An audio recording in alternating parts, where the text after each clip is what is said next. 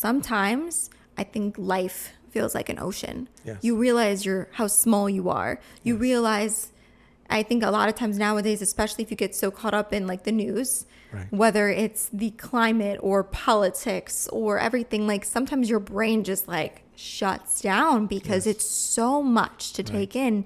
And in today's day and age, it's so easy to have all this information so instantly. From the minute we wake up till we go to sleep at night, it's bombarding us. Yes. And so I just remember a time period last summer that was very scary for me, where I experienced this for the first time, where I was at work, and I tend to have a very happy, cheerful disposition at work. I like to joke with people. I like to have that positive vibe. And I remember I was talking to someone in the break room and I was laughing with them, but at the exact same time, I felt completely dead inside. And my brain was like, I wonder if anyone would notice if I wasn't here. At the same exact time, I was having a real joyful conversation, but I was also thinking, do I matter? If I didn't wake up tomorrow morning, would anyone notice? Right. And that is the existential thought of what is my significance in this world. Now, what you can do with that,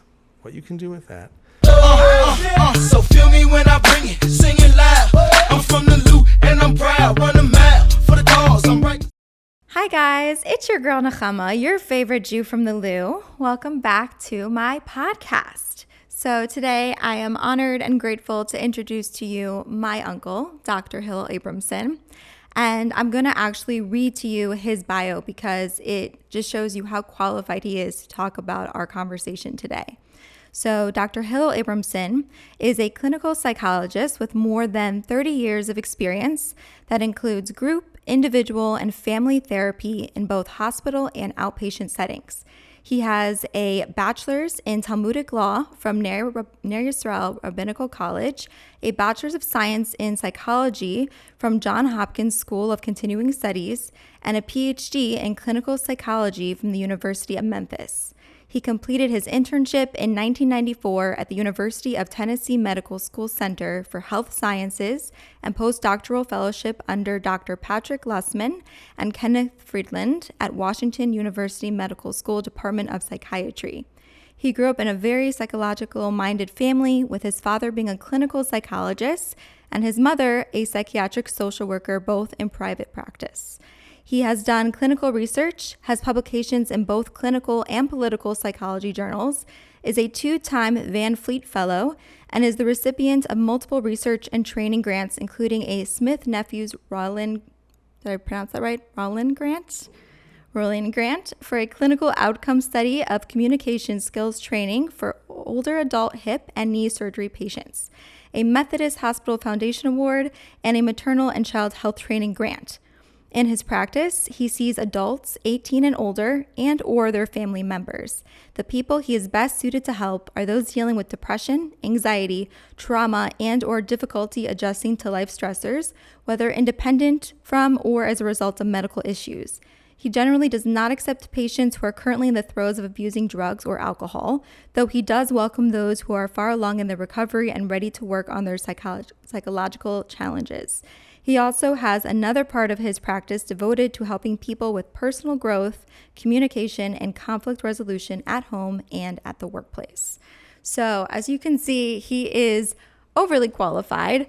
And I actually, even though he's my uncle, he's family. So I never really thought really much more about what you did. I just knew you were a psychologist, and I knew you were very intelligent and always a great resource to talk to. But when I knew that I wanted to have you on as a guest, I was really racking my brains trying to think of what would be an impactful conversation to talk about. And so today, we're going to talk about how labeling is disabling, specifically in the area of anxiety and depression, because my generation is absolutely obsessed with saying that they have anxiety. They are obsessed with saying that they have depression. And I feel very strongly that it invalidates the experience of those who actually have chronic depression and chronic anxiety. And I'm not denying that people have those experiences, but they experience depression, they experience anxiety, and that's a totally different story than actually having a chronic issue.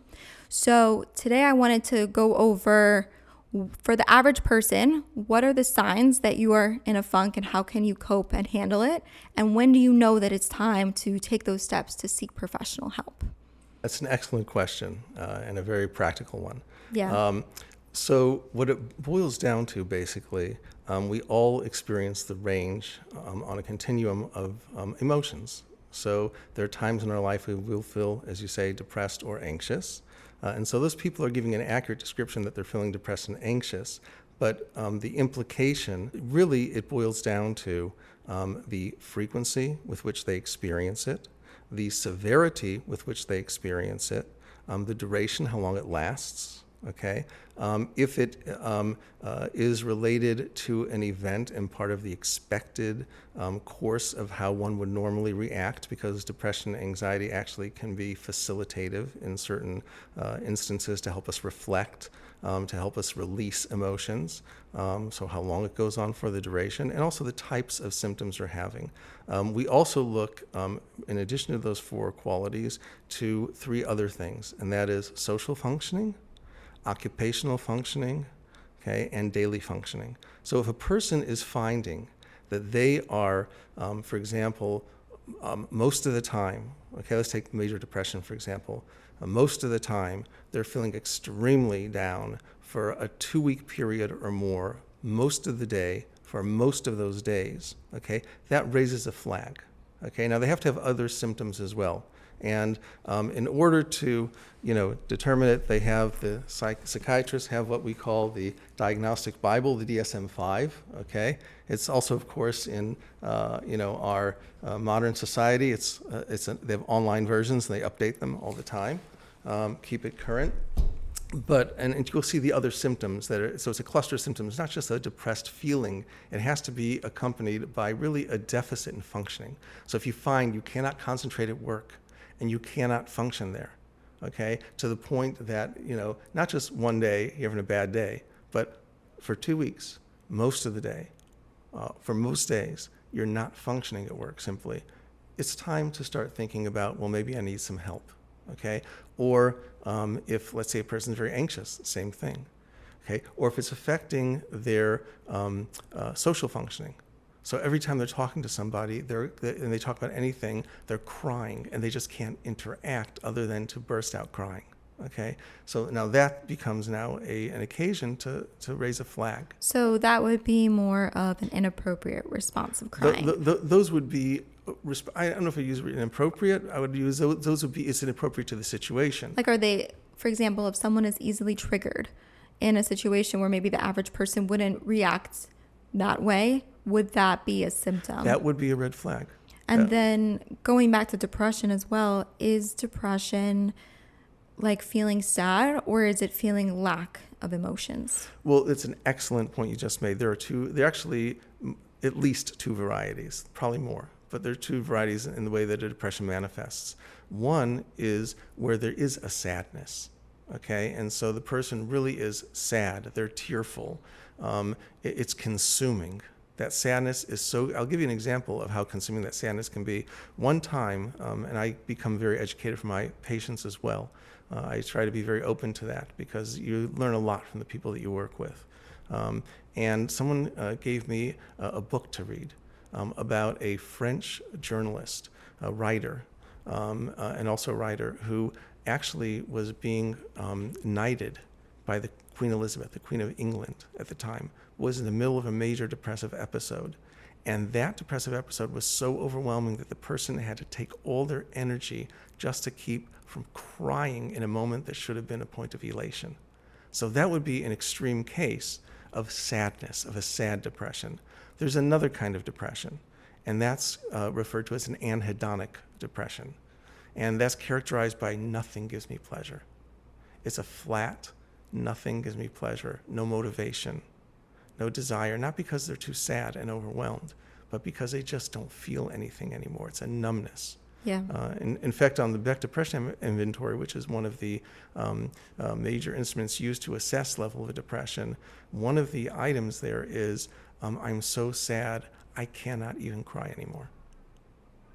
And so it can manifest one of those 2 ways or a combination, alternating. I would say from both a physical health perspective and a mental health perspective, our minds and our bodies are always working to protect us. So would you say that like anxiety and depression is a symptom of our body trying to protect us from an experience that maybe we just was too much to handle? I think that is definitely one situation where it develops. It causes us to pause and refocus. There was once a great rabbi, his name was Rabbi Shlomo Volba, and he said that our emotions are really good for identifying problems, okay? But we don't want to stay there. We want to do something about it, right? But it does heighten our alertness. Maybe something's out of whack. Maybe I'm devoting too much time to work and not connecting with family enough. Maybe, maybe something else I'm doing is out of balance. So yes, that's one point. There is another type though, and the other type is a physiologically based. There are people who deal with depressions or anxieties that do have a strong physiological component. And in that case, that's a case where people have to start considering maybe a psychiatrist and medication. Bipolar is an example. Bipolar depression is an example, one of those where medication can be a lifesaver. It can be really very, very helpful and function. So yes, on the one hand, it can be a sign that something's awry in a person's life they need to address, and it could be very functional that way. And by the way, even if it's not clinical depression, it could be functional that way. Yeah. On the other hand, when you're talking the clinical area, it can also have often a physiological component and sometimes both. So I think the best way to showcase how to maybe talk about symptoms and how when you can know you're just going through a season of depression versus like, oh, it's time to see someone professionally. I'll share a personal experience, which I've actually shared on a earlier episode, where for me, I had certain expectations for how my life was going to turn out. And for some reason, I thought my whole life was going to come together at the age of 22. That was just when all my dreams were going to come true. I don't know where I got that idea from, but in my head, like 22, that was the age. So 22 came and went, and I was nowhere close to what I had expected my life to be. And so that year between 22 and 23, I like just fell into this state of numbness that you were talking about, where it wasn't even that I felt pain or anger or anything. I just felt nothing. And I tried expressing that, and it was just, I remember I had never felt anything like that ever before. So that was scary too. You know, it's not like you necessarily grow up with these feelings. Sure. Sometimes they just hit you because of life circumstances. Yes. Whether it be your own expectations or maybe like a traumatic event. In this case, it was my own expectations, which apparently I was such a dreamer that it put me in such a state, you know? Right. And then I remember I used to have this really long commute to work, and sometimes I would get stuck in traffic and be on my drive for about an hour or more. Yes.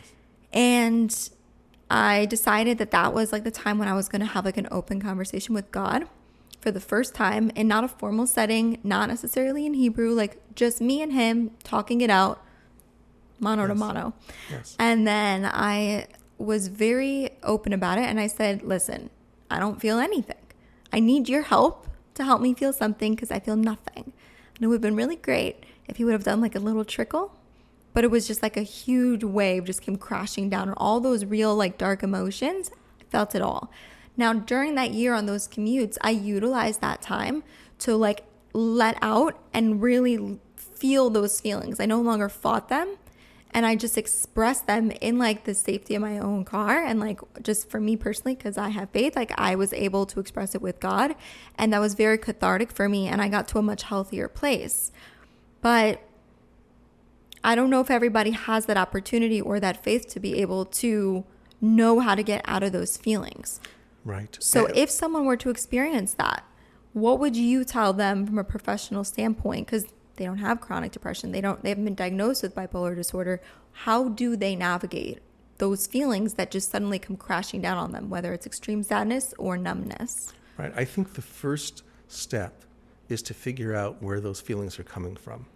And I think you had an advantage, which was very good, because you tend to be introspective and you're intelligent enough to figure out where that was coming from, and you knew it was coming from a lack of expectations. So I think the first step is knowing where is it coming from, to sit down and reflect and say, you know, what is it that I'm thinking that's making me feel this way?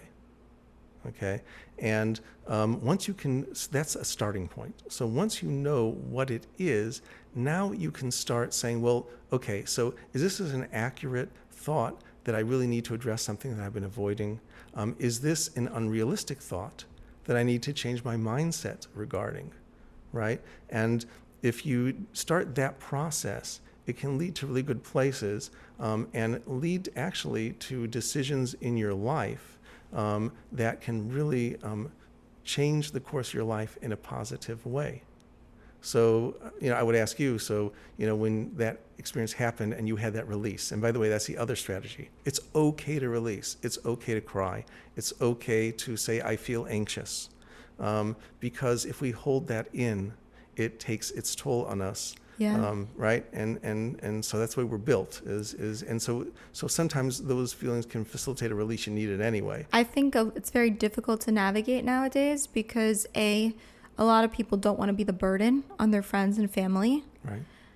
And in addition to that, I think we live in a time when with Instagram and TikTok, there's so many filters. Everyone's living through this like picture perfect highlight reel. And even like the people in your inner circle who their struggles, what they're going through, you see those perfect stories on their Instagram page and your brain, it's really crazy. It just plays this trick on you and you're like, oh, they must be perfect. They must have no issues or challenges whatsoever. Right. And see, that's what we're talking about is a mindset, right? So the idea is, am I thinking something that may not be so? And it's being really in a kind way to yourself, being cognizant of what you're thinking and what is another way of thinking of it. Right. So a lot of times I tell people that I work with, and we use this kind of strategy, don't beat yourself up just because you're having, quote, irrational thoughts. We all have some level of irrational thought. Yeah. Just ask yourself, what's a different way? What's a better way that I can look at this situation that's going to facilitate? And then my question to you is, when you had that experience, what came out of that experience for you in terms of, how did that change your life? Once you came to the realization that you couldn't anymore, expect that at 22 you were going to have this, this script played out. So what then conclusions did you come to? How did that affect your life and how did that change it? Well, to be fair, I was only like 22, 23. So it did take a couple years and a few journeys and ups and downs till I was able to, also my brain wasn't fully formed anyways too. So it did take quite a bit to get to this conclusion. But I finally reached this state of being where I realized that there's only so much I can control. And if there is something that is, a desire of mine, but it's beyond my control, that's when I need to just let it go. As hard as it is, because if it's causing me anxiety, if it's causing me depression, if it's causing me pain or anger, it usually means that it's something beyond what I can control. Right. So you hit on another very important concept. And this came to me a number of years ago when I was kind of just sitting and reflecting one day in my office. And it's the idea of what is the alternative to control, right? A lot of times in life, we try to control things, right? Mm-hmm. And someone once told me that the way they feel is like there used to be this show, the Lucille Ball show, right? Yeah. And there was this scene where Lucy and Ethel Mertz, her friend, were at this conveyor line trying to wrap chocolates. I know exactly. I do know the scene exactly. Okay. And this person described to me that's what their life felt like, is that these chocolates were going by on a conveyor belt and they couldn't control it. And so my response that I'd reflected before that on this idea as well is, so what's the alternative? If we can't control, what can we do? And it came to me, navigation, the concept of navigation. And if you think about it, the highest ranking official on the ocean, would be an admiral, right? Okay. You ever been on the ocean before? No, but I've been by it. So if you ever on you probably even from observing it would notice this, but when you're on it in particular. So many years ago, I took a trip with your grandfather, my father, to Cape Cod. And we took the ferry to Nantucket and I felt the ocean. It's a very powerful, vast force. This is amazing. I get tossed about and you just realize your smallness compared to I this did have that huge- experience even Did you from have the that? shore. Yeah, I was like, it was very humbling. Very humbling, right? And so how does an admiral then navigate? Can an admiral control that body of water? It's impossible, right? What they do is they navigate. What they do is they're aware of the forces that are at play, and the ones that are going in their favor. In the olden days when they had sails, right? Because people still do sailing, they put up the sail. Otherwise, they put down, have the oarsmen paddle. So that's how we are in life. It's navigation. We don't try to control. In fact, we believe really God's in control, right? So there's no point anyway in trying to control things, but we can navigate. We can understand the forces at play and try to see what they're telling us. And there's Like what usually direction? something you can do, right? Like, let's say, for example, I know a topic that a lot of people can relate to is the dating scene, right? Mm-hmm. It's a very tricky thing to navigate. Some people are blessed to find their person very young and very easily, and some people it's an adventure, to say the least. And so when that happens, it's very easy to be like, go into your type A personality and say, okay, what can I do to improve? What can I do to get better? How can I, why don't I do X, Y, and Z? And then it's like you try to make this mathematical formula and then it will all work out, but then it doesn't. You know why? Because you had not you, but the person. A person, yeah. Okay? A person had a presupposed template of how it should be rather than observing what's happening. And the first question for a person who's a navigator would be, okay, so is this really a good fit? Not do I have to fit that person, but is this a good fit? Am I having a good feeling? Let me look at what my feelings are around this person, okay? Let me see, I may like and have an ideal that I want a certain income, or I want a certain, status, or I want whatever, right? Or I want a guy who looks a certain way or whatever, right? But then, hold on a second, let me look at the whole picture here. What's the vibe that we're getting here? And does he like me enough that he deserves me? Because if he doesn't appreciate me, see, a lot of people think, well, I'm not good enough. But really, couldn't it be the flip side is, well, that guy didn't appreciate me. I am there to be appreciated. Your grandmother, right, my mother, she used to have this saying, it's their loss. But the idea behind that is that person really isn't for you, because why would you be with a person who can't really understand or appreciate you? Well, I think there's two parts of it. Like you said, there's, dating the wrong people, but then I think there's also a time period that a lot of people go through where they just don't have anyone to date, period. Right. Like, it's just, they say you're either lost in a forest or you're lost in a desert. Right. One or the other. Both are issues. They're just different issues. And so I really think, for me now, the best mentality is to just take all that energy where I was trying to solve a problem that's clearly out of my control. I'm giving over my creative director role to God, taking all that back on me. Right. I'm now in my main character energy and taking all that energy back on me to develop myself to be the best person I can possibly be. Right. And then my vibe will attract my tribe. Naturally, when you are in a good flow, you attract the best things in your life. Right. But I did want to talk about how, we talked about, there's certain triggers, whether it's expectations or traumatic events, that can cause a person to go into having feelings of anxiety or depression. Yes. But sometimes I think, like you said, the same way that you felt the vastness of the ocean, right? Mm-hmm. Sometimes I think life feels like an ocean. Yes. You realize how small you are. You realize, I think a lot of times nowadays, especially if you get so caught up in the news, right, whether it's the climate or politics or everything, sometimes your brain just shuts down because it's so much to take in. Right. And in today's day and age, it's so easy to have all this information so instantly. From the minute we wake up till we go to sleep at night, it's bombarding us. Yes. And so I just remember a time period last summer that was very scary for me, where I experienced this for the first time, where I was at work, and I tend to have a very happy, cheerful disposition at work. I like to joke with people. Right. I like to have that positive vibe. And I remember I was talking to someone in the break room and I was laughing with them, but at the exact same time, I felt completely dead inside. And my brain was like, I wonder if anyone would notice if I wasn't here. At the same exact time, I was having a real joyful conversation, but I was also thinking, do I matter? If I didn't wake up tomorrow morning, would anyone notice? Right. And that is the existential thought of what is my significance in this world. Now, what you can do with that, And this is what we talk about changing a mindset, right?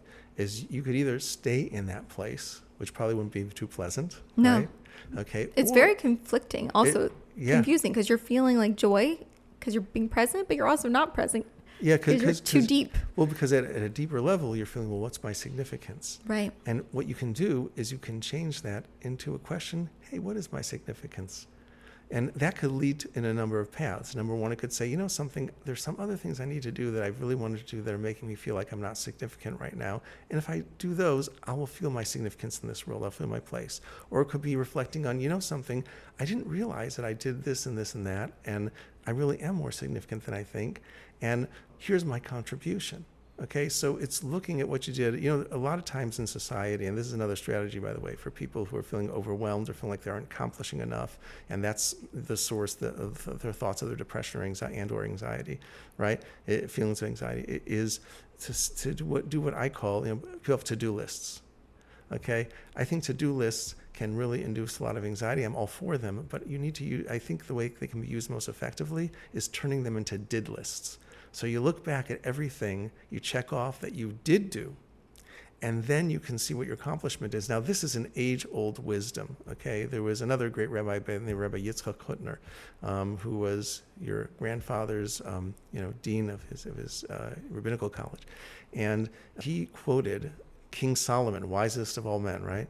At least in the worldly knowledge. And so King Solomon said, I'll tell you in Hebrew and then English, Lev chacham yamin v'lev ksim lishmol, which means the heart of a wise person is to the right, the one of a foolish person is to the left. Well, if you open up a Hebrew book, the direction of the language goes the opposite of English. Oh, and you see, so yeah. what Rabbi Hutner said was, if in life you look at everything to the right, then you'll see everything you accomplished already, and you'll feel good, and you'll feel energy, and you'll feel like you can move forward. But if you look to the left, the things you haven't read yet, the things you haven't accomplished yet, it seems all overwhelming. So there's also another concept in psychology called an anchoring experience. So if you're facing something, what did I do that was similar to this new situation that I'm dealing with, that I know I succeeded in, and what can I bring from that experience to this? You see, again, You're looking to the right. You're looking at what you already accomplished to build on that for the future. I think many people, women specifically, I would say, fear aging and getting older, right? Yes. Because especially when we're young, our looks are so much of what people see about us first. Right. And we put a lot of value and identity into those looks. Mm-hmm. And I'm still very young, but at 27, I have lived some life at this point. I have accumulated some experiences and overcome challenges in such a short period of time. Yes. And what's so fun for me is I'm really enjoying getting older, for real. What is it specifically you're enjoying about getting older? Life, this is so cliche, but when you finally get it, it just means something so much more, right. Because you hear the quotes, but then one day you get right. the quotes right. where they say life is truly ups and downs. Yes. And it's I have experienced enough good and bad in my life at this point that when I am in a place where I am truly down, I know that it will get better. Or I've experienced things where I'm I've had a similar experience, or I have a big enough network of friends where they've gone through something and we've learned and shared and connected over those experiences. Right. So I now know how to navigate it when I go through it. And it's just been a really beautiful process. So getting older could mean, if you're open to it and you're a navigator, right, could mean having more experiences and friendships from which you learn. And you can't do that if you don't have enough time on this earth to be able to learn those things. Actually, it's very interesting. I recently read in one of the commentaries in the Torah, the Ralbag, and he says a very interesting thing. He says, if you notice in Genesis, right, in the book Bereshit, that they have very long lives. Why did God give all those people such long lives?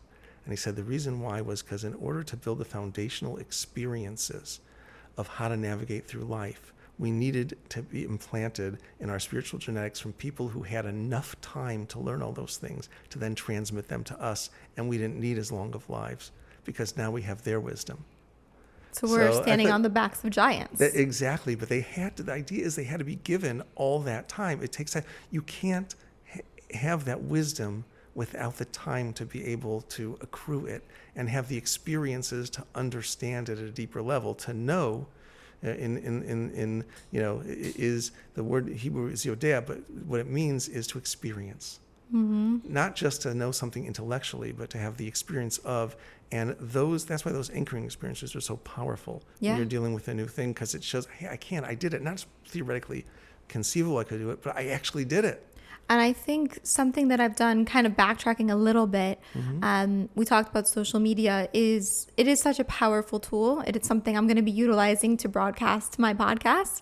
But at the same time, there's a lot of danger because there's a lot of comparison and fakeness and filters out there.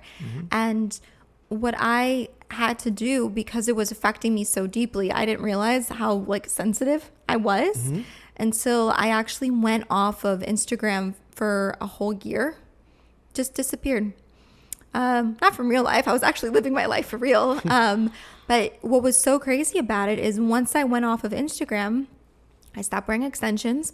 I stopped wearing as much makeup because my whole ideal of beauty, I didn't realize was being so influenced by the social standard that I had seen, which wasn't even real people. It was fakeness. The environment that you put yourself in does affect you, and so it's important, like you did, to be reflective about what environment are you putting yourself in. Correct. That's right. And you can be proactive. There you do have impact.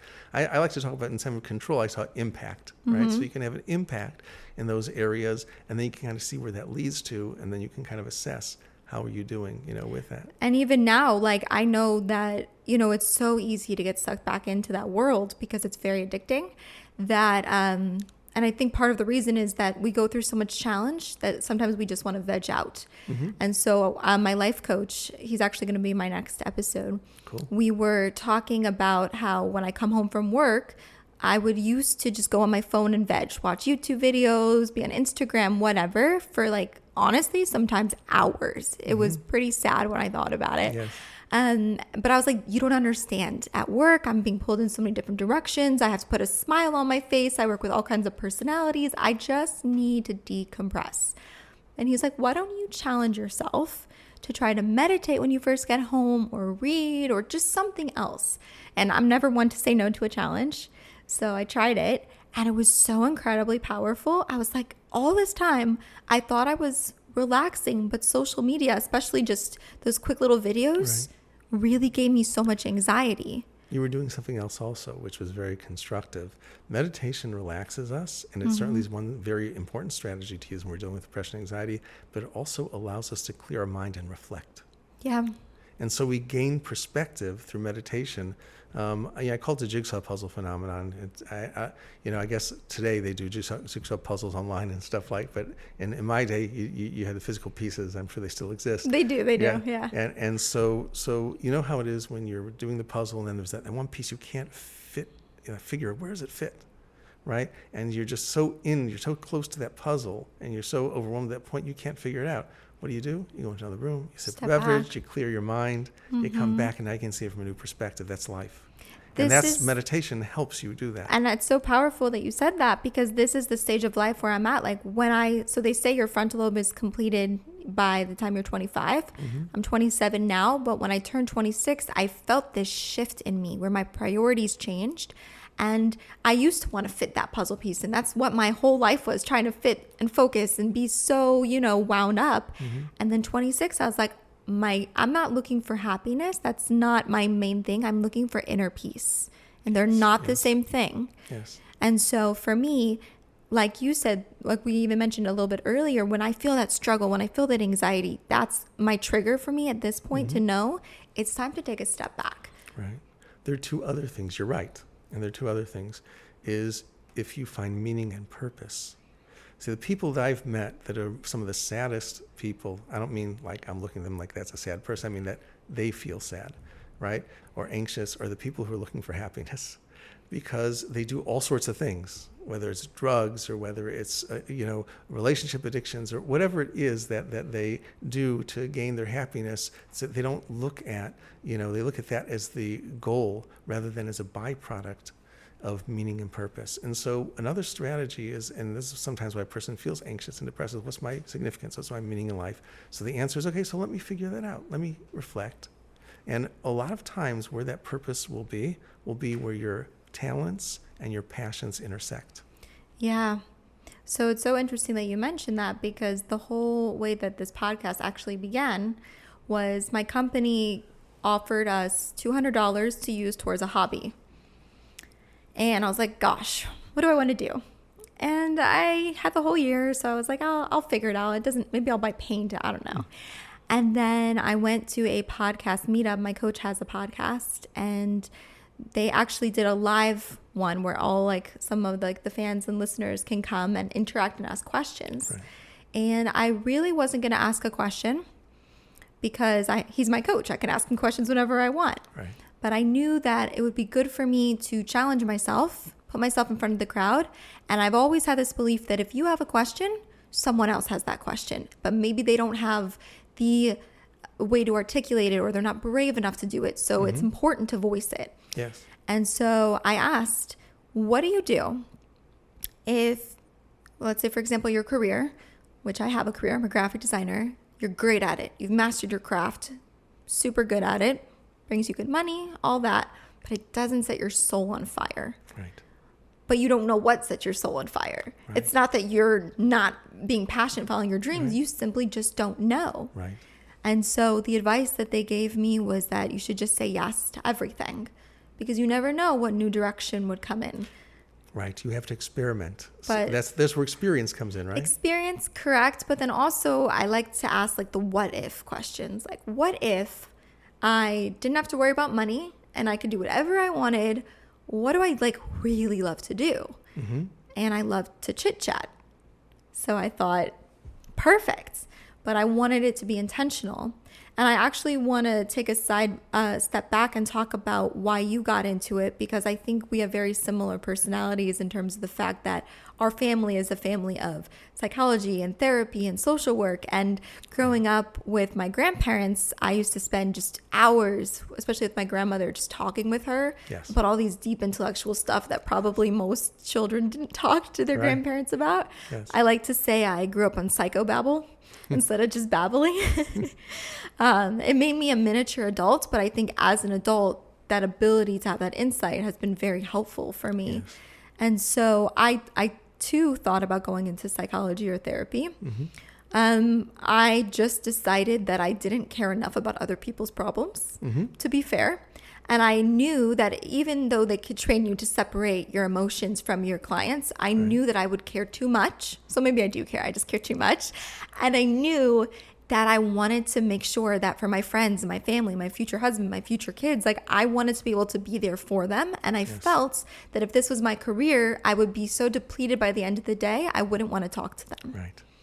So first of all, I like the self-awareness and taking an action plan on that self-awareness, because we can be aware of something but not do anything about it, and you did, and that's very commendable. As far as myself and how I got into psychology, it's actually not because my parents are in the field. My father actually was your grandfather was one of the first 3 clinical psychologists in St. Louis in full-time without private practice, without an academic appointment. The field was so new at the time that they didn't even have licensure in Missouri. And but this was his passion. He as a rabbi, he wanted to help people and wanted to have a higher level of training to be able to do that. But in any case, and my mother was later in life decided she wanted to become a psychiatric social worker. Your grandmother, and that wasn't the reason, though. Even though I grew up in this, I'm sure it had something to do at some level. But really, the experience that did it for me was between high school and college, I had absolutely no idea what I was going to do with my life. And I wanted to kind of just focus on studying the Word of God and just having an experience in Israel, homeland, so to speak, idea, and see with my identity where that would take me. It was kind of really a navigational journey. Well, one day, a roommate of mine, for some reason, felt, I guess we knew each other well enough, and he felt comfortable, and he opened up to me about some difficulties he was having sleeping because of flashbacks, nightmares he was having, seeing a friend of his blown up on the battlefield. You can imagine the trauma of seeing something like that, and the guilt, survivor's guilt that he was experiencing. And I can't say exactly what I did, but however, when it wasn't just listening, there was some active talk, but whatever it was that I did helped him. and he was able to sleep, and he was able to have a sense of peace with himself. And I said, you know something? This really feels good. This feels like a purpose. I think I want to do this. Yeah. And so I decided from that point on that I wanted to become a psychologist. It's really powerful. And it's really nice to hear because, you know, those who know, like those who understand psychologists and the importance of therapy understand it. But I think in today's day and age, it's become more open. But I think there is still a stigmatism of like a stigma. Stigmatism's in your eye. Right, exactly. Well, that's also a problem with psychological vision, right? Yeah, there you go. Good fit. Nice save. I think that there's just still a lot of people who are very nervous to go to psychologists and therapists, you know? Yes. And so it's good to know that there's people who are just genuine, authentic, and really care about people and their growth and just want to help people be better and live their best lives. Right. And for some reason, I found it energizing, and I Yeah. still do. So- I don't really find it depleting. I find it energizing because the focus often is not just, which I am interested in venting, is very important, but what do we do with this? And Yes. it becomes, I care about people and I like puzzles, and between the two things, we collaborate. And that's really, I'm very much collaborative because as much training and experience as I have, what I don't have is their experience. Correct. And so I really work very hard to understand their experience and their perspectives. And sometimes something will come out of that actually is something you won't expect. I'll give you an example. Way back when I was a student, so I worked on a physical rehabilitation unit as a psychology trainee, and there was this person who was referred to me because they had anxiety. Okay, this is what the problem was. What they were anxious about was a very circumscribed thing: how to get from one place to another. Okay, and like so, directions. Yeah. They're really They're scared to get even lost? within the hospital. Yeah, even within the hospital, they were very nervous about this. And so I thought to myself, this is very strange. Usually people won't be nervous just about one thing and so circumscribed. And so I decided and asked my supervisor at the time, what do you think about this idea? If I take what was called at that time Wexham Memory Scale Revised, it's a memory test, and it parses out verbal versus visual spatial memory. Well, I did the test on the person, and I found that their visual spatial memory was 3 standard deviations, huge difference, below their verbal memory. And thought to myself, maybe there's something physiological going on here. And the reason they're nervous is because they really can't find their way. And I brought it to my supervisor. He said, yeah, he says, talk with the chief resident who's in charge of the case. They did an MRI, and they found an undiagnosed stroke in the visual area. And so you have to listen very carefully, because often what you might think as a mental health professional or as even a friend is the initial hypothesis as to what's going on may not be true, and you have to listen carefully to the other person and their experience to know whether or not that's correct. You have to be willing, and with ourselves, we have to be willing to, in the process of growth or dealing with anxiety or depression, whether it's clinical or not, we have to listen to, okay, is this the reason or is maybe something else, and to be open to that and navigate. That brings up 2 thoughts in my head. One is I think there just must be a family trait that we have like this, because again, I didn't take the professional path that you took to help people by being a psychologist or a therapist, but I have always found that I'm terrible at small talk. I always get into deep, meaningful conversations, which is perfect for a podcast, but a little harder at a party. Yes. I'll be the one in the corner talking to some poor fellow who I just found, and I'm like, cool, you're going to share your life story with me. But also I have noticed that, I don't know if there's a certain energy about me or something about my face, but like random people just open up to me about everything.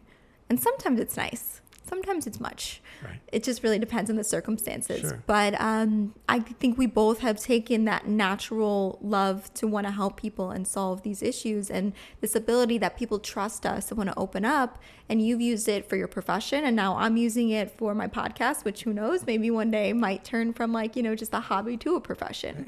Absolutely. You never know where life can take you. That's right.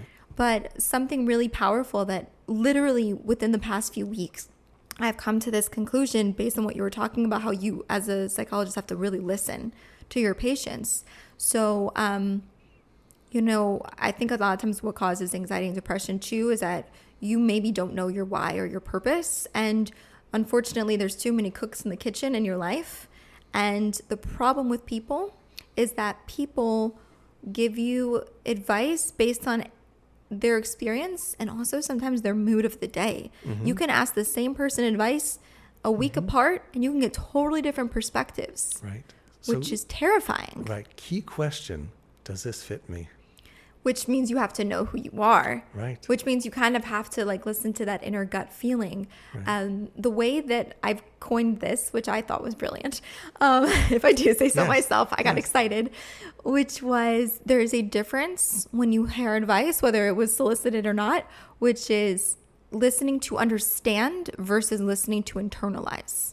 Yes. And so that really connects to the whole basis of my podcast, because it's Eza hu chacham halomeid mikol adam. One who is wise is one who learns from everyone.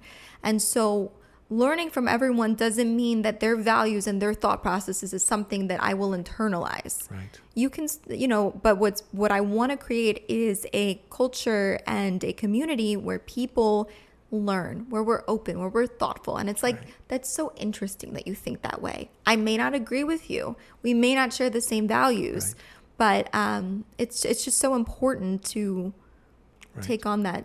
Right. And that allows us to engage socially with people, even who may not be exactly how we are. And that adds the variety and the interestingness of life, which is another strategy, by the way. A lot of times with depression, anxiety, or even just if it's not clinical even, we may want to isolate. Well, it's okay to isolate temporarily. It's adaptive because it causes us to reflect, but we don't want to get stuck in that isolation. We do want to reach outside of ourselves to others and to other activities and get away from that zone of conflict so we can come back to it. So I want to actually dive right into that because I do know, people who really deal with chronic depression or anxiety, there is these rehab centers where there's like immersive therapy, immersive meditation, and you're quite literally taking yourself out of your environment and you're going through that process. What are your thoughts on that? Do you think that it's positive or not? So I think it depends on the person. Okay. It really has to be a fit. For some people, they need a more intensive experience, and for some people, it's overwhelming. And you kind of know based on if you know the person's personality. Are the type person tend to become overwhelmed? Are they a person who needs to get away from their environment? Is that what they need? So you have to kind of make those kind of decisions. And sometimes it's not so simple. Sometimes they have to try something. And if that doesn't work, they have to listen to themselves. It's not working. Right. Sometimes it's not that a person is resistant, like, in the old school, right? That's just a resistance, okay? Right. Sometimes I think when you say someone's, and that's not that it doesn't happen, it does happen, but I think it's an overused concept. And a lot of times when a person is resisting, it's because it doesn't fit. Even Freud himself had a concept called an abreaction, which means that when a person, you can see the other person's feeling what you said, it really registers with them. That's a sign that you may be on the right track. If they're resisting it could be resistance, but it could also be that you're wrong.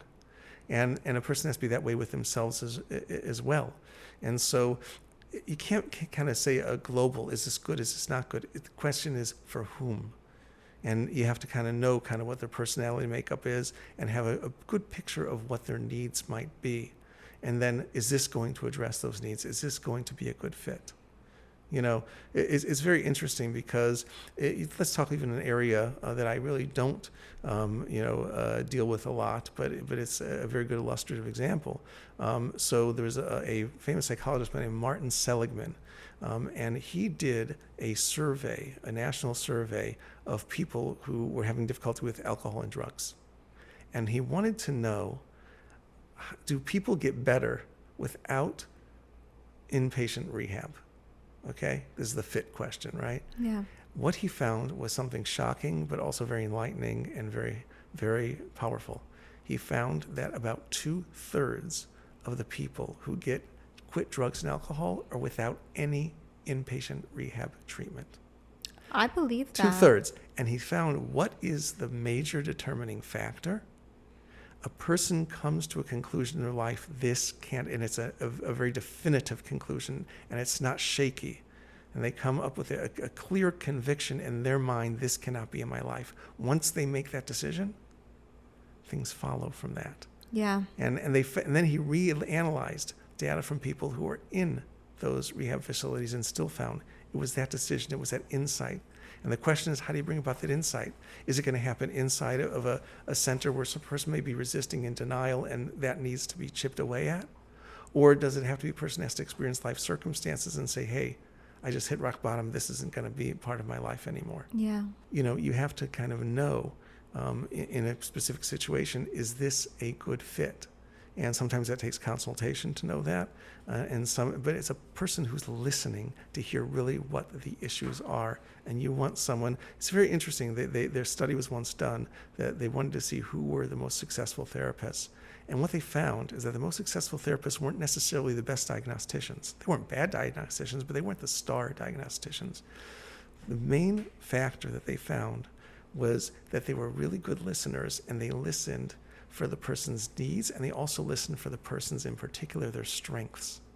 And they were able to help a person get in touch with their strengths. So when you look at the whole mosaic of the strengths and the needs, etc., and then you see, is this a good fit? That becomes the question. So I wouldn't say yes or no. I would say it depends who you're talking about. For some people, that may be the godsend. For others, it may be not where they should be. Yeah. And then I want to talk about, so the title of this episode is going to be the one where labeling is disabling, because like I said, people experience depression, they experience anxiety, but I think a really big issue is when you label yourself with that title, it's hard to get out of, because then you wrap your identity around it. So I wish I knew who wrote this poem, but I found this poem, or this little quote, I should say, on depression, where it says, depression is smaller than you. It's always smaller than you. You do not operate within it. So the parable that it says, like you, or the analogy is, it may be a dark cloud passing across the sky, but if that is the metaphor, you are the sky. You were there before it, and the cloud can't exist without the sky, but the sky can exist without the cloud. Yes, I agree. A label can be very powerful. There's a theory called role theory. Mm-hmm. A person gets stuck in a role, and it's not just the label. They start living it, and then they feel like that's what they have to do, or that's what they have to be. Yeah. A very poignant example was something called the Stanford Prisoner Project, which was in the psychology basement of Stanford University. They did an experiment, and the experiment was as follows. They advertised, to get the general public. This wasn't just, a limited sample of undergrad psych students, okay, looking for credit, but these were people from the community that they paid to do the following thing, either to adopt the role of a prisoner or a warden. The experimenter had to stop the experiment for ethical reasons after 3 days because people were getting so much into their roles. And they were told, by the way, you will still be paid. You can leave at any time you want. No consequences, no negative thing. They're told in no uncertain terms. You can leave any time you want. If the heat's too hot in the kitchen, go, and without any shaming or anything. But the experimenter had to stop the experiment because people got so caught up in their roles. And sometimes you have to step back and say, how am I labeling myself? What role does this really fit me? Is this helping? Is this productive? Right. Do I need to consider something else? And maybe just one label doesn't get it. We also, by the way, have to be careful about over-labeling ourselves in the positive, okay? Because sometimes we could be so taken up with ourselves and how insightful we are and et cetera, that we're not listening to other people. Yeah. So it kind of waxes both ways, and I find one of the greatest remedies for when a person can get into that zone of arrogance, right, is great gratitude. I'm grateful that I was given this intelligence. You treat it as something that you're grateful for. You're less likely to then get involved in that label, get caught up in yourself. You're grateful for the other person. You're less likely to necessarily label them also. Yes. So gratitude can be and it can also be a very good, powerful strategy for dealing with feelings of depression and anxiety, whether in a clinical level or not. Yeah. So much to take in. Yeah. I had a professor once, he said that he wanted to write a book on psychology. It's so vast, he wanted to call from rats to the Rorschach. Thought that was a pretty cool thing. But you have to focus on, as a psychologist, the area that you have an interest in, because if you spread yourself too thin, you're less likely to be effective. Right. You don't want to be, like the cliche goes, right? Master of all trades and right? Jack of all trades and master of none. Right. Do you find, I mean, this is your niche, is like anxiety and depression. Did you find that it's more prevalent now, or is it just that we are more aware of it because people talk about it more? I think that's an excellent question. I don't quite know the full answer to that. I think, we talk about, society's so stressful and there's so many expectations and, the economy, et cetera.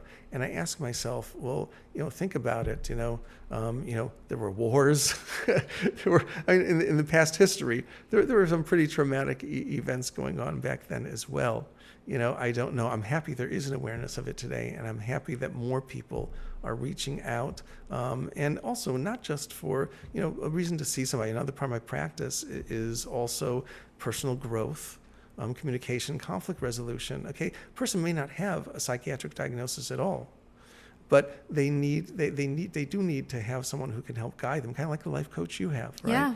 And it can be to get another perspective can be a very powerful thing, and to collaborate with somebody on that can be a very powerful thing. I think it's very important. Finding the right person also is like a very important thing. Absolutely. It's so funny, like the amount of relationships that we find in our life. Like it's not just romantic ones, it's friendships, it's work relationships, it's mentorships. Right. Like there's so many right types of people, and there's different eras in your life when someone is a perfect fit, and then you kind of transition, and it's like they were not meant to be. I remember Grandima used to use, my grandmother used to use the analogy of like elevator. Some people are meant to stay on for the entire ride, and some people you let off at different floors. They're not supposed to be there. Excellent metaphor. It's so, but the thing is, the way I discovered that was actually through someone who was a patient who said one day to me, I want to go from survival to living. And I said, you know something? So up to now, I've been working on people to ameliorate their depression, their anxiety, their trauma, to rise above it, et cetera. But one second. So what about now that that's taken care of, what about the rest of their life? Mm-hmm. Now what are they going to do with their life? The person had a really good point. I want to go from survival to living. It's not just about not having this and being there, but it's about growing and having a life. Well, I'm so glad you mentioned this, because this is actually something I wanted to mention in the podcast. Was Mark, one of the co-hosts of the Give More, Be More podcast, one thing he is constantly saying is that happiness is not the default. And so many people think it is. Right. And so it's like you said, like there is that time period where you have to get over the trauma, you have to get over whatever your issues you're dealing with, big or small. But then like happiness is earned. So happiness is something you have to work on daily. And it's not for every situation. For example, a thought came to me one day, let's say you go to someone's funeral, like when we were at Grandima's funeral, right? Mm-hmm. Would it have been appropriate to be happy? We all kind of were, though, because we hadn't seen a family in so long. It was kind of nice to see everyone. That aspect, yes, but the loss. The loss was traumatizing. Right? The grieving and the loss. So that's appropriate at that time to be sad. Yeah. It's okay to cry. Sometimes we need that release, and sometimes it is a memorial and an honor to that person's life, that we appreciate that we've lost something. Again, we don't want to stay in that dark place for too long. There's something called a prolonged grieving reaction, and that's actually a clinical entity.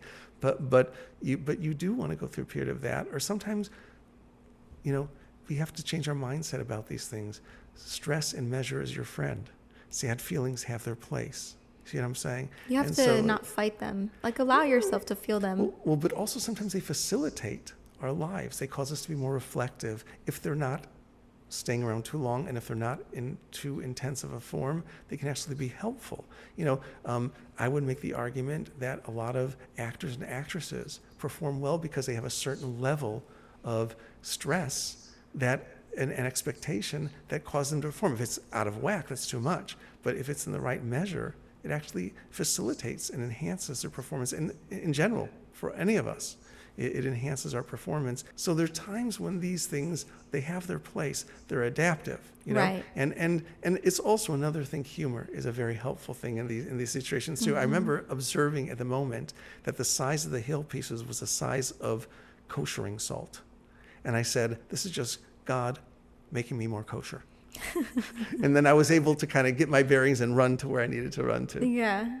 So. There's something super powerful about laughing. I think. Yes. They've shown, psychoneuroimmunologists, there's a whole field, shown that when people are able to smile and laugh at jokes, their immune system actually improves. I think, honestly, that, just getting on a personal note, that actually is when things shifted for me, because I was bullied from 2nd through 8th grade. And I was like a super sensitive kid. I took things like very deeply. And my mom would always be like, let it bounce off you. Like, don't take things so personally. And I just couldn't. Like, everything I took so personally. Right. And so I remember around 13, 14, as a coping mechanism, whenever people would make fun of me, I would just make jokes. And then people would laugh. Yes. And so it was just like, it did help. And then like it totally changed my social circles, because then in high school I was actually quite popular and had a big group of friends because I learned to like incorporate humor. Yes. The beauty of humor is that it's not just something for yourself, it's something you share with someone else. And it also often provides perspective. I do try to think those, because sometimes I feel myself using humor too much as a coping mechanism, to the point where I'm like, I'm feeling things a lot deeper and I'm coming off as a lot more, like almost too light, if that makes sense. Like almost like people won't take me seriously because I'm just being like such a jokester. Everything in measure. That's right. So I have to like keep that in track as well. Yeah. Life's a balance, right? It definitely is a balance. But one thing, this is kind of out of context, but I have ADD and it just, my brain was like jumping back into this. But talking about aging and how beautiful I think that experience is, it was just funny because today a few of the girls and I were like talking about like Botox, because usually now girls start getting Botox in their mid-20s to like early 30s. And I was like, honestly, I kind of just want to get old. I just want to see, like, what am I going to look like? What's that experience? Right. I think that is such like a challenge I almost want to throw out there for girls, to be like, why don't you just see how things turn out? It will probably be a much more graceful, natural process than if you try to add in anything. One of the benefits is we become less materially focused. Yeah. And right, because beauty is something to be appreciated, but it's also a material experience and something that has to be in measure as well. And there was a famous rabbi once asked, have you ever had like second thoughts about if you were to design the world, would you design it any differently than God did? He said, I once had a thought that why is it that when we're young and we have all the energy, we don't have the wisdom? And as we get older, we don't have the energy to carry out some of the wisdom, right? So he said, I was thinking on a redesign. He said, and then I realized. So what's the answer? The answer is as we get older, so as we age and the physical appearance becomes less important, we become more spiritually focused for that transition and the next part of the journey. I'll tell you an amazing story about your grandmother. So Grandima, when I was the one who had to impart the news to her that she was going to have to move to Chicago and go to a nursing home because that was just better for her in her unique circumstances. And she thought for a moment and she reflected and she says, Hillel, she says, I guess this is God telling me that it's time not to be so focused on the physical anymore. She, as you know, Grandima liked some of the finer things in life. Her little tchotchkes. Yeah, and she had very good taste, and she liked a lot of the finer things in life. And she said, maybe it's now time for a deeper level of my spiritual journey to get ready for the next stage. Wow. That was very powerful. And so every stage has its thing. When we're young, we're supposed to have the beauty, right, for whatever reasons that exists, right? Whether it's because that it attracts people's attention to us, and because maybe we don't have all the wisdom, and we do have some wisdom, but people don't recognize that, and so that gets their attention, or maybe it enhances a marriage, and all those different things that it might do, and but as we get older now, we don't need that anymore. Right.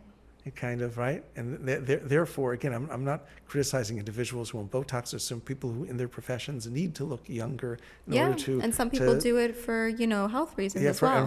Health reasons. So but even for appearance, sometimes there's a reason. There's no cookie cutter solution. Everything's individual. Yeah. Right, but we should reflect when we're doing that, what are we giving up by, like you say, by giving up the aging process? Again, it's a matter of shifting the mindset and then taking action, not leaving it there, but taking some action. And are you doing it for yourself? Or are you doing it to fit in? I think that's a very powerful reason as well. I think that's a very good question. I want to end with a really powerful story, which was, there's a lot of motivators to why I started this podcast. Right. But one of them was earlier this year, a coworker of mine who I'm friendly with everyone. I talk to everyone, but I don't necessarily have deep relationships with everyone. It's just maybe more of an acquaintance. Right. But he seemed like such a sweet, like just vibrant kid. He was only 20 years old and he committed suicide. Sad. And it just really shook everyone up for so many reasons. I mean, he was young, 20, it's a baby. And then also, he just seemed so vibrant and positive. Every time you saw him, he had a smile on his face. So it just made me really think that it's very important that we talk about anxiety and depression, because you never know what someone's going through. And so it's just important to keep that in mind. But in addition to that... And that if someone's smiling doesn't necessarily mean they're happy. No, and I know that from personal experience. Right, and what you want to look at, developing that sensitivity and observation. So maybe we'll catch someone else, not everybody, but maybe we'll catch someone else. But that also goes back into what I was saying. As I've been getting older, like, he was so young, I don't know if he had that experience to know that things were going to get better, that he had his whole future ahead of him. You know, sometimes, like, in the moment, it's just too much. For someone so young. Like, you have to think, like, how much pain must he have been going through in that moment where he felt like, I can't get out of this moment. Right. And it's okay to reach out for help. Yeah, it's crazy. But it also got me thinking, and this is just me, but it's more than just wanting to help people. I believe that everyone has a story.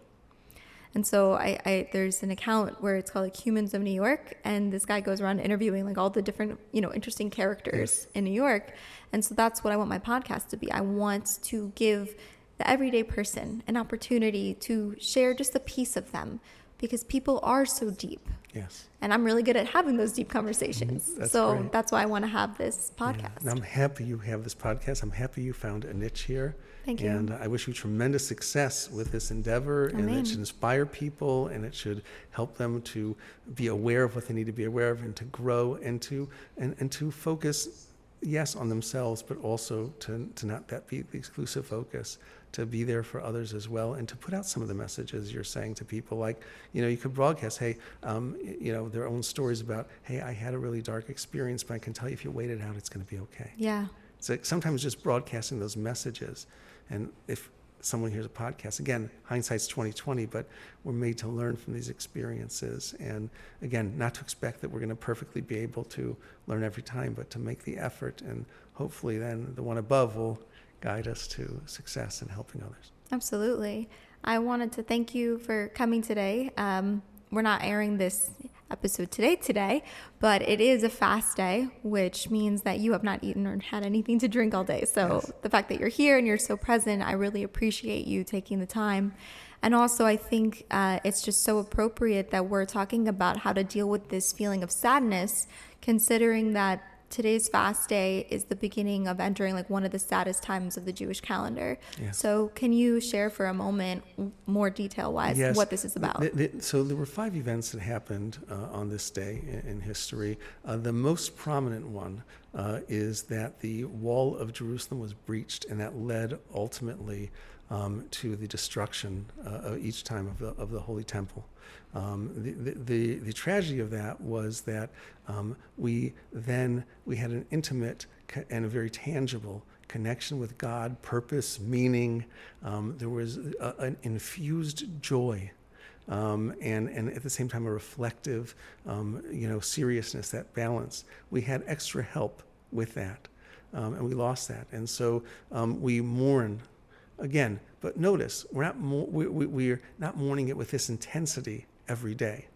We do mourn to a certain extent, the loss every day, but we don't mourn it to such an extent that it's going to paralyze us in our lives, because we still do have a relationship with God, just on a different level, and retrieving that. So that's the main event. There also was this was a day that Moses found the people of Israel trying to find another means to connect to God other than the one that God had defined.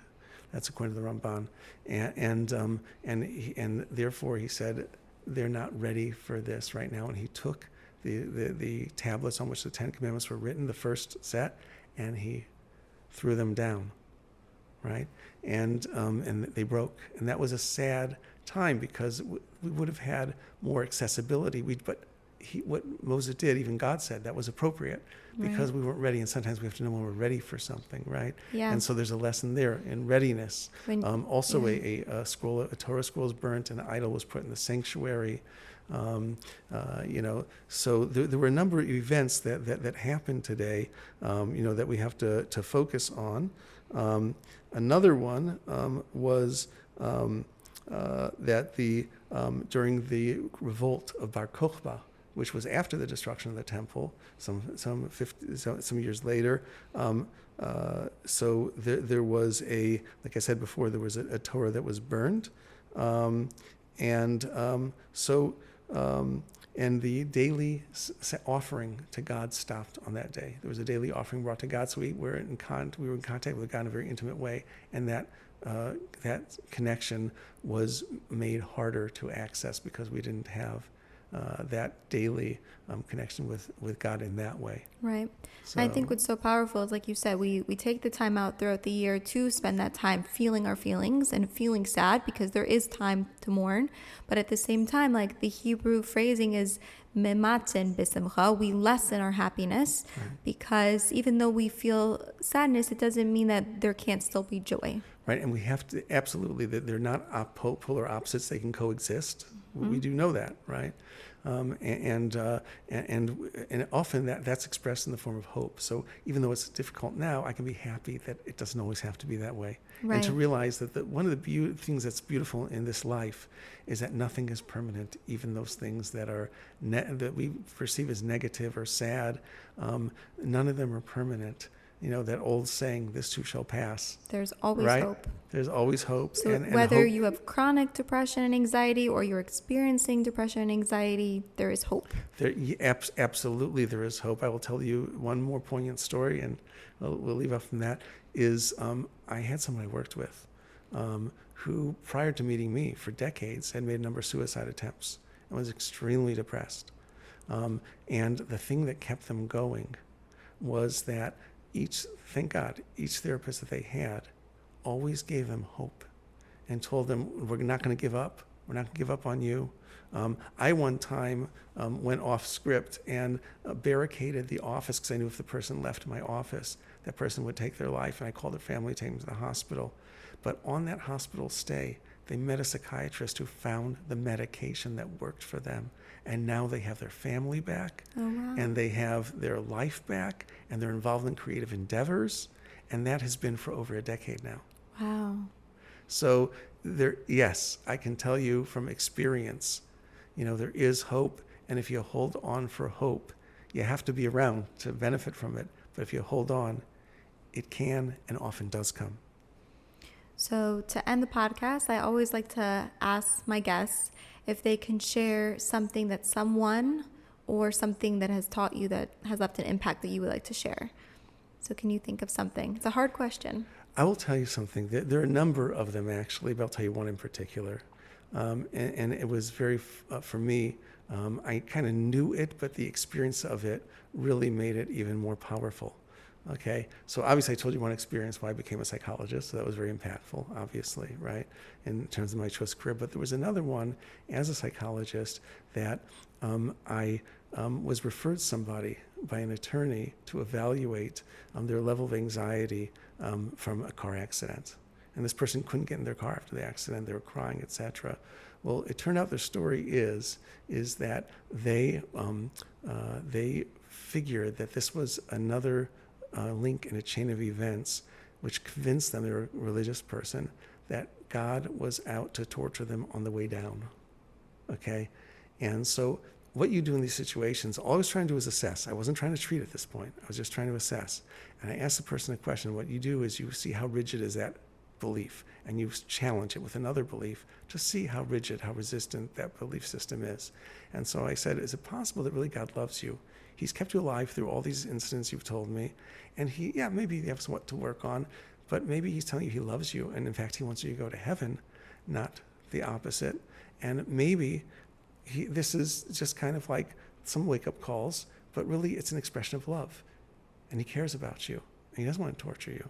Because look, you've never been physically harmed in any of these situations when one would have been physically harmed. person, you could see their whole demeanor, their posture changed. But what I learned from that experience is that it's not just me doing it. And I think it's a life lesson for us to realize we're not alone. We're not alone in endeavor.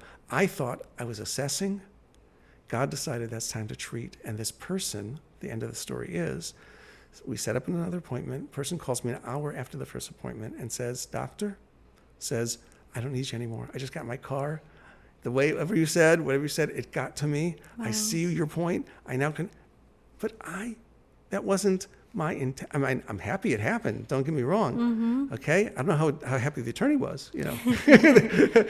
I never, but the point is, I'm sure the attorney was happy, but the point is that, you know, it's not just us. And I think there's a message there, and the impactful message, not just for psychologists, but anything we do, we're not alone in that endeavor. We put forth the effort and we're helped along. And it may not be right away, but it may be in ways we never expect. You know, like that was unexpected on my part. But that taught me, it was very impactful, both as a therapist and for my life, to be humbled, but also it's an exalting feeling. You're a smaller part of something bigger than you that's helping you to help others, because that's what we're here for, right? To care about others and take care of each other and look out for each other and express confidence in each other and see the strengths in other people and appreciate them. It's beautiful. I love that. So for anyone listening, if you are a local in St. Louis and you would like to use my uncle as a psychologist, you can call him at 314-398-6703.